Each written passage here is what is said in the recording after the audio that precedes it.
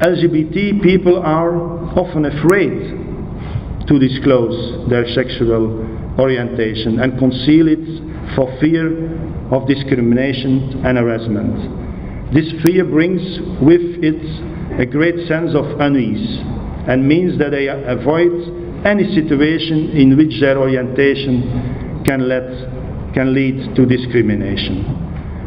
Reluctant to come out openly, often victims of homophobic intimidation and harassment, undergo verbal and even physical abuse, and often experience intimidation, hostile or aggressive behavior.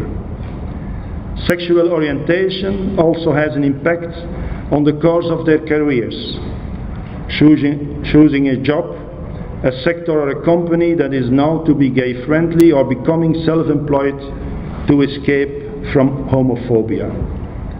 This means that LGBT people are less positive about their work situation than their heterosexual colleagues.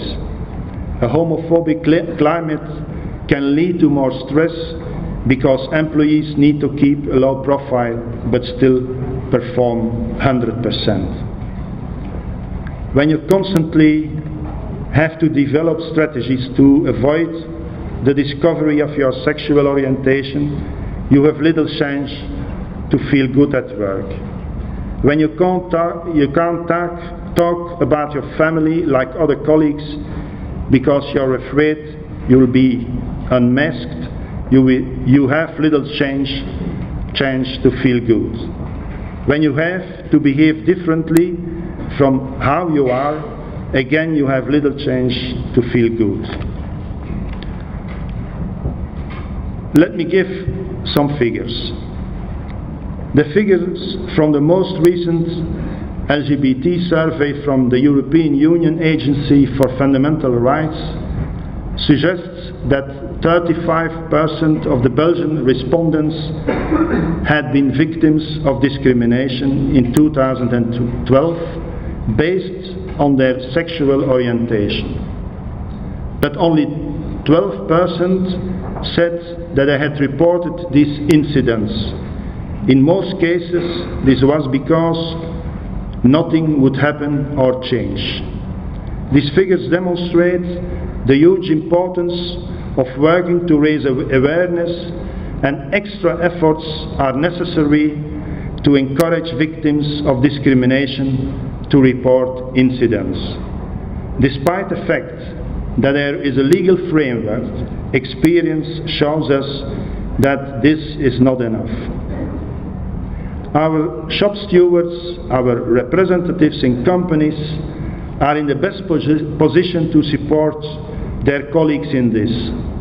They can call on specialized services provided by the trade union, such as our diversity consultants, or our legal services, or our study services that formulate advice and recommendations, and the training institutes that arm our representatives with all the means they need.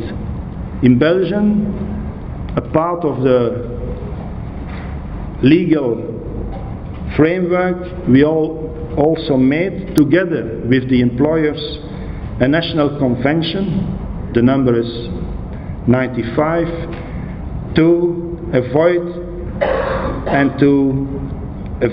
every discrimination and to organize equal treatment at the workplace.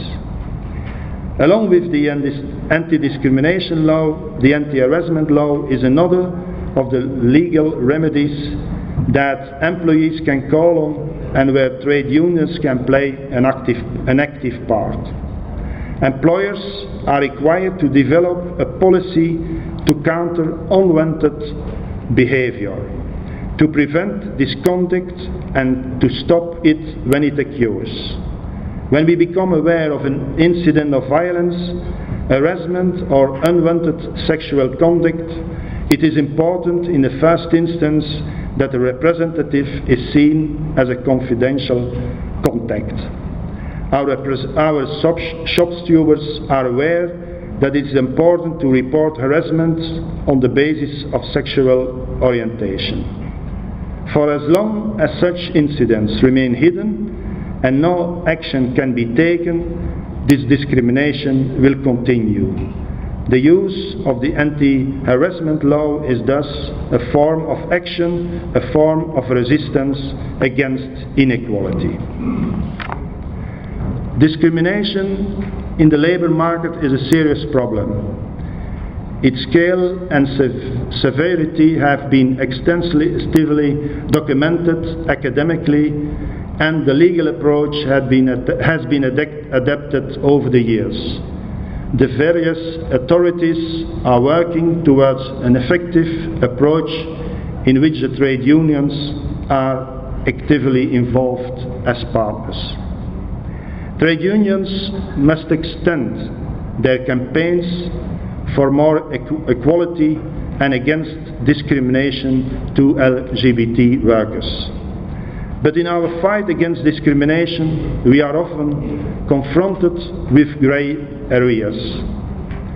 Direct discrimination, where it is obvious that you have been excluded from promotion because of your sexual orientation, is clear and straightforward from a legal point of view, and there is a practical measure against it. But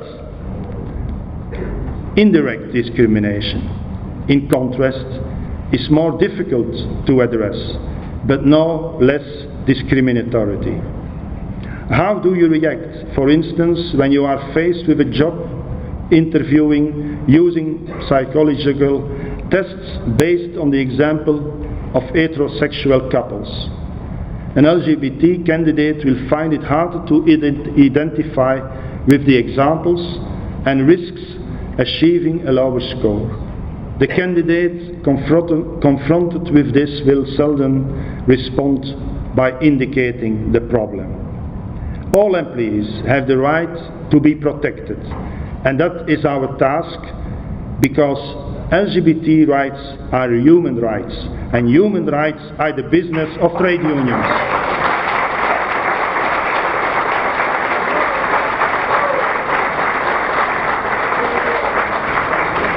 So, combating discrimination as a trade union fight, as well as tackling social and economic inequalities. It is a task of trade unions to carry on the fight against homophobia and discrimination due to the sexual orientation in the workplace and beyond. Because, as I have said, it is our role in society to care for the welfare and well-being of everyone. The fight against discrimination on grounds of sexual orientations involves two important trade union principles: emancipation and the solidarity of employees of both sexes.